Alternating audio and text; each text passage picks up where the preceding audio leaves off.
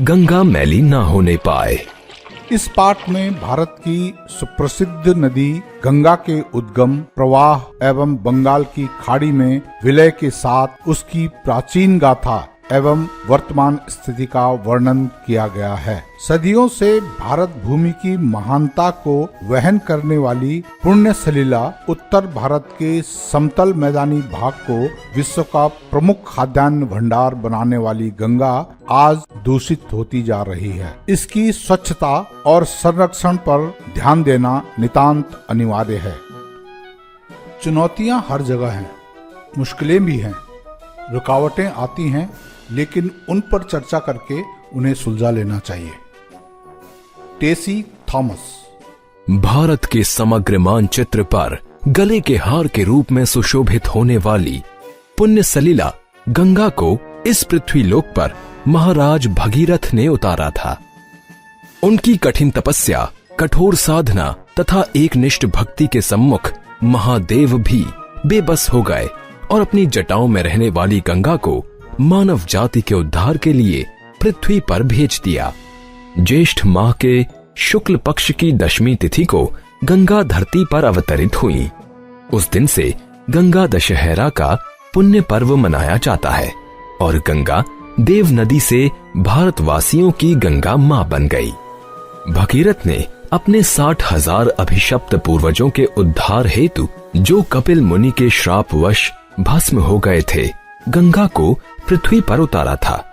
तभी से गंगोत्री के कंठ से निसृत होकर समस्त भारत को जीवन संगीत सुनाती हुई यह निरंतर पतितों के उद्धार में संलग्न है। गंगा को पर्वतराज हिमालय की ज्येष्ठ कन्या माना गया है। गंगा के असाधारण दैवीय गुणों तथा लोक कल्याण हेतु किसी भी बंधन को तोड़ डालने की प्रतिभा से प्रभावित होकर देवता हिमालय से मांगकर उन्हें स्वर्ग लोक ले गए थे। पुनः पृथ्वी पर अवतरित होकर वह जाह्नवी, भागीरथी और त्रिपदका कहलाई। गंगा भारत, नेपाल और बांग्लादेश को अपने जल से एक सूत्र में जोड़ती है। हिमालय के गोमुख स्थान पर स्थित गंगोत्री हिमनद से इसका जल प्रवाह प्रारंभ होता है। यह हिमनद लगभग 25 किलोमीटर लंबा, 4 किलोमीटर चौड़ा तथा 40 मीटर ऊंचा है। गोमुख के रास्ते पर चिरबासा गांव से इस विशाल हिमनद के दर्शन होते हैं। लगभग 200 किलोमीटर का पहाड़ी रास्ता तय करने के पश्चात गंगा ऋषिकेश होते हुए हरिद्वार में मैदान का स्पर्श करती है। गढ़मुक्तेश्वर, फर्रुखाबाद, कन्नौज, बिठूर, कानपुर होते हुए गंगा इलाहाबाद पहुंचती है, जहां इसका संगम यमुना और सरस्वती से होता है और वही तीर्थराज प्रयाग बन गया है।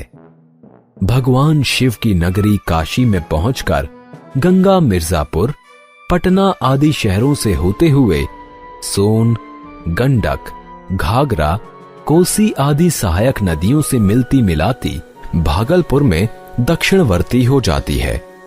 वहां यह पद्मा नाम से बांग्लादेश में प्रवेश करती है। कोलकाता में यह हुगली नदी कहलाती है और वहीं यह सागर में समा जाती है। इस पवित्र नदी ने भारत जैसे कृषि प्रधान देश पर अपना अमृत तुल्य जल वरद हाथों से लुटाया है। हरिद्वार, ऋषिकेश, वाराणसी, काशी जैसे धार्मिक एवं पर्यटन स्थल इसके किनारे बसे हैं। आज के युग के राफ्टिंग, कैनोइंग और कयाकिंग जैसे साहसिक खेल भी इसके जल में खेले जाते हैं। भारत की अर्थव्यवस्था में योगदान देने के साथ उसकी धार्मिक मान्यताओं को भी गंगा ने अपने आंचल में पनाह दी है। लोग इसके जल में स्नान कर स्वयं को पाप मुक्त मानते हैं। गंगा जल के बिना पूजा अर्चना संपूर्ण नहीं होती। मकर संक्रांति, कुंभ, गंगा दशहरा आदि अनेक पर्व इसके तटों पर मनाए जाते हैं। सुबह शाम गंगा मैया की आरती कर दीपदान किए जाते हैं तथा अनगिनत वरदान मांगे जाते हैं। यदि वैज्ञानिक दृष्टि से देखा जाए तो गंगा क्षेत्र में रहने वाली करोड़ों की आबादी अपने जीवन और जीविका के लिए गंगा पर निर्भर है। पिछले कुछ दशकों से विकास की अंधी दौड़ के कारण अपने उद्गम क्षेत्र गोमुख से लेकर बंगाल की खाड़ी में मिलने तक सदा नीरा गंगा पूरी तरह से प्रदूषित हो गई है। देव नदी गंगा, अमृत जलमयी गंगा जैसे विशेषणों को सार्थक बनाए रखने के लिए यह परम आवश्यक है कि राष्ट्रीय वन्य जीव अभयारण्य जैसा संरक्षण गंगा को भी मिले। गंगा में गिरने वाले सभी गंदे नाले, मलमूत्र, औद्योगिक प्रदूषण, प्लास्टिक, कचरा, राख, अंतिम अवशेष एवं मृत शरीरों को बहाने पर रोक लगाई जाए। गंगा संरक्षण के लिए राष्ट्रीय गंगा आयोग गठित किया गया है। इसके प्रवाह क्षेत्र में चल रहे खनन, भूजल के शोषण आदि पर रोक लगाई जाए। पंडित मदन मोहन मालवीय के साथ 1916 ईस्वी में गंगा प्रवाह के संबंध में हुए समझौते को लागू किया जाए। देहरादून वन अनुसंधान संस्थान ने गंगा स्वच्छता के लिए बड़ा ही कारगर उपाय सुझाया है। विशेषज्ञों ने सुझाव दिए हैं कि गंगोत्री से गंगा सागर तक गंगा के किनारे वनस्पति लगाकर राष्ट्रीय नदी गंगा की स्वच्छता में अहम योगदान दिया जा सकता है। केंद्रीय जल संसाधन मंत्रालय तथा भारतीय वन अनुसंधान एवं शिक्षा परिषद के महानिदेशकों ने गंगा की स्वच्छता पर विशेषज्ञों के ठोस सुझाव आमंत्रित किए हैं। एवरेस्ट विजेता पद्मश्री अरुणिमा सिन्हा ने भी कहा है, गंगा सिर्फ मोक्षदायिनी ही नहीं है बल्कि जीवनदायिनी भी है। हमें गंगा को स्वच्छ बनाने का संकल्प लेना चाहिए।